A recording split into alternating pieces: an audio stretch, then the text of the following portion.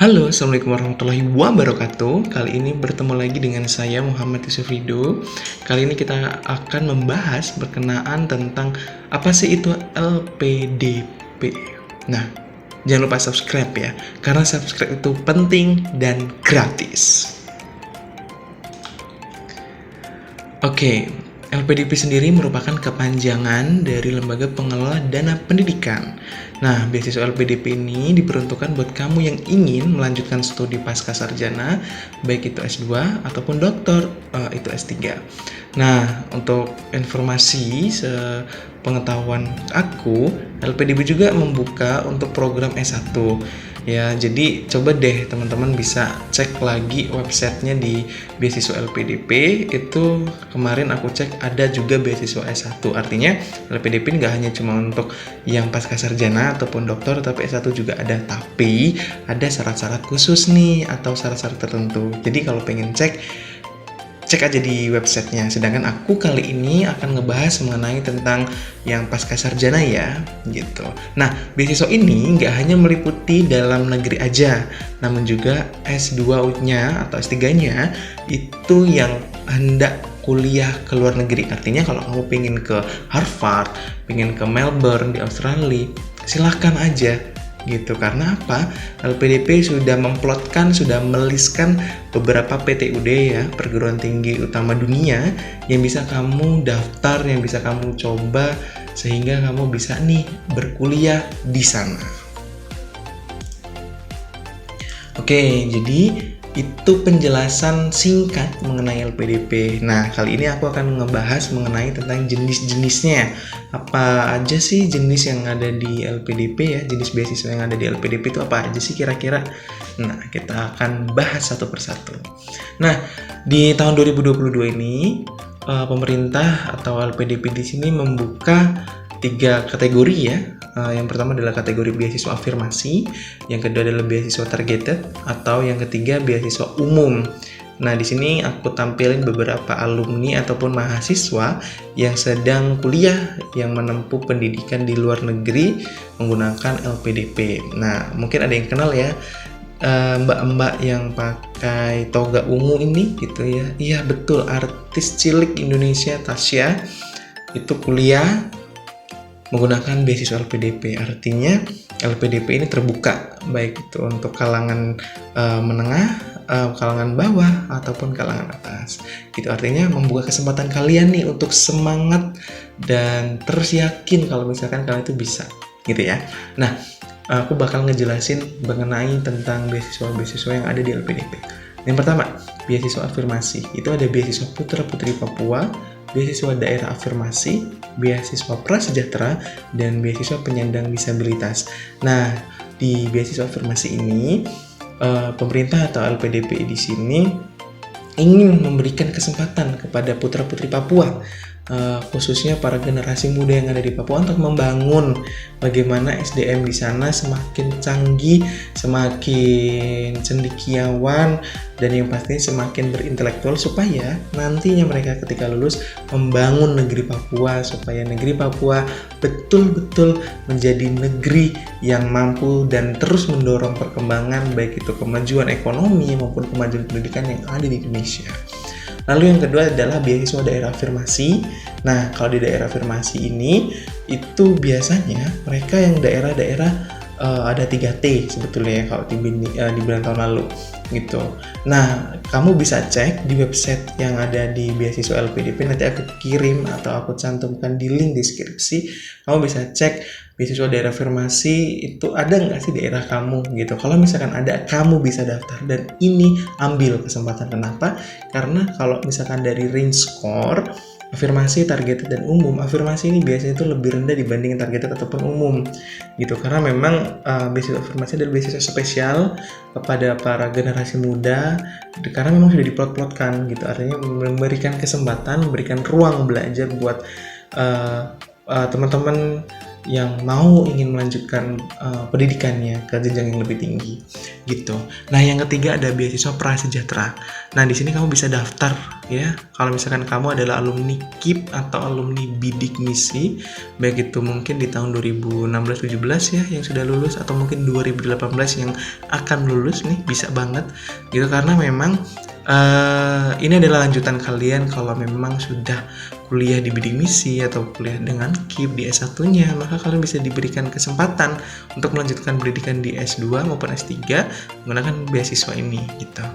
Nah, oh ya, untuk beasiswa prasejahtera sementara kayaknya masih S2 dulu gitu. Nanti kamu bisa cek lagi di websitenya gitu. Lalu yang keempat ada beasiswa penyandang disabilitas. Nah, beasiswa penyandang disabilitas ini diperuntukkan buat teman-teman kita ya yang memang memiliki terbatasan secara fisik maupun mental. Artinya diberikan kesempatan juga untuk tetap menimba ilmu, karena mereka pun punya mimpi, mereka pun punya harapan, dan Indonesia atau negara khususnya memberikan kesempatan dan ruang kepada mereka selebar-lebarnya, seperti itu. Lalu selanjutnya adalah beasiswa targeted. Ada 4. Yang pertama adalah beasiswa kewirausahaan, beasiswa PNS TNI Polri, beasiswa dokter spesialis, dan beasiswa pendidikan kader ulama atau perempuan. Nah, beasiswa kewirausahaan ini diperuntukkan buat kamu juga nih, bisa nih anak S1 atau mungkin para pengusaha yang memang udah memiliki passion, misalkan membangun startup atau mungkin memiliki usaha di bidang apapun, kalian bisa daftar dengan beberapa syarat ya. Bisa kamu cek kembali di website. Mungkin nanti aku akan buatkan video per masing-masing beasiswa ini biar kamu lebih mudah ya memahaminya gitu. Nah, ada di sini juga PNS TNI Polri, ini juga diperuntukkan lebih khusus ya, karena target kan memang khusus kan gitu, PNS TNI Polri kepada para abdi negara yang memang sedang mengemban tugas, sehingga nantinya setelah mereka setelah menyelesaikan pendidikan, mereka diharapkan mampu kembali ke instansinya masing-masing supaya mampu menyelesaikan study case atau masalah-masalah yang dihadapi selama bekerja, seperti itu. Lalu beasiswa dokter spesialis ini diperuntukkan kepada dokter-dokter yang ingin mengambil jenjang spesialis, misalkan dari dokter umum ke dokter spesialis maupun sebaliknya. Artinya teman-teman yang memang sudah dinyatakan jadi dokter pun bisa mendapatkan beasiswa lebih ke khusus ya atau ke spesialisnya dengan menggunakan LPDP. Dan terakhir, ini adalah beasiswa pendidikan kader ulama atau perempuan. Ini dibuka sebetulnya itu 1 tahun 2 tahun yang lalu juga sudah dibuka. Ini diberikan kesempatan kepada teman-teman yang dari madrasah, diberikan teman-teman kepada yang alumni-alumni pesantren yang memang diciptakan nanti akan kembali lagi kepada masyarakat untuk menyebarkan dakwah-dakwah seperti itu, tapi menggunakan akademik ya, artinya memiliki kemampuan akademik yang tinggi, lalu memiliki daya kemampuan untuk menyebarkan dakwah, jadi bisa untuk kembali ke masyarakat menyampaikan pesan-pesan moral kepada masyarakat, seperti itu. Lalu selanjutnya adalah beasiswa umum. Nah, beasiswa umum memang adalah beasiswa yang paling awal dicetuskan ketika PDP lahir. Nah, di situ ada yang saya sampaikan tadi, beasiswa PTUD, yaitu Perguruan Tinggi Utama Dunia. Jadi kalau memang teman-teman mau kuliah di luar negeri, bisa nih pakai PTUD juga. Ya walaupun yang tadi ya afirmasi maupun targeted juga sebenarnya bisa di luar negeri, tetapi kalau yang mau umum, PTUD adalah beasiswa untuk ke luar negeri. Lalu beasiswa reguler pun sama, dalam negeri ataupun luar negeri. Lalu selanjutnya adalah beasiswa co-funding gitu. Nah, di sini adalah beberapa komponen. Nanti kalian kembali lagi ya, aku kasih source-nya atau kasih sumbernya. Kalian bisa banget untuk baca-baca di situ berkaitan dengan komponen dana gitu. Nah, di sini aku cuma cantumin 2, dana pendidikan dan dana pendukung atau biaya pendukung. Nah, yang pertama adalah dana SPP. Jadi teman-teman sudah dibayarkan langsung oleh LPDP ke kampusnya. Jadi teman-teman nggak perlu risau gitu.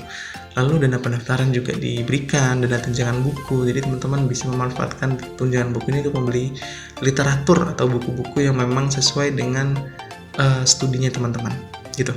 dana bantuan penelitian tesis atau disertasi, dana bantuan seminar internasional, dan dana bantuan publikasi jurnal internasional.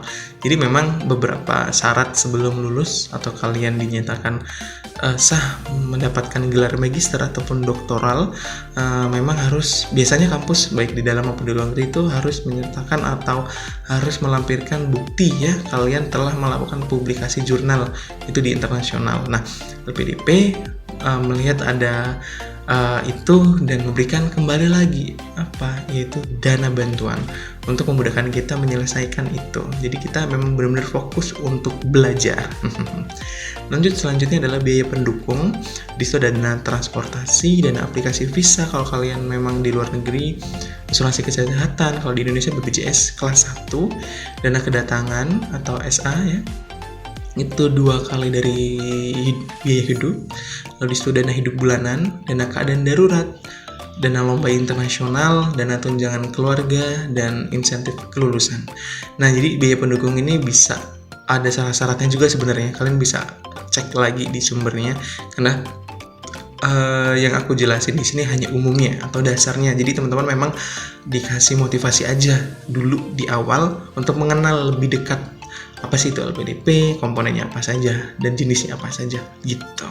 Nah, di tahun 2022 ini alhamdulillahnya di bulan Maret, April ya, Mei kemarin ini tahap 1 sudah melakukan kegiatannya dari mulai pendaftaran, lalu seleksi administrasi, lalu ada pengumuman seleksi administrasi, lalu dilanjutkan dengan seleksi bakat skolastik.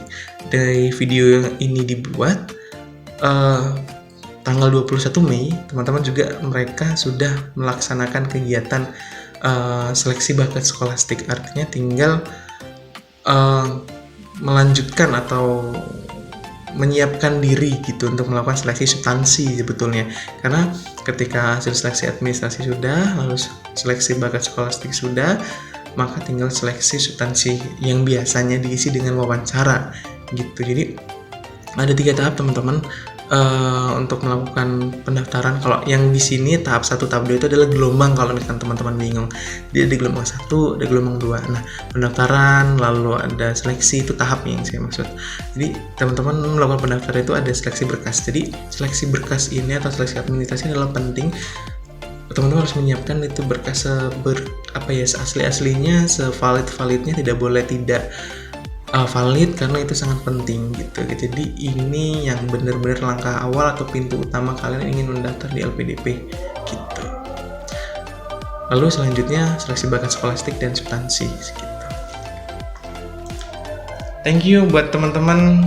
Jangan lupa subscribe. Kalau mau konsultasi tentang beasiswa LPDP bisa hubungin aku di Instagram @masyusufrido. Terima kasih. Mungkin itu aja. Lebih kedepannya aku akan lebih interaktif menggunakan video on cam atau mungkin presentasi tapi ada videonya karena memang aku benar-benar baru sempat aku buat gitu. Thank you, terima kasih.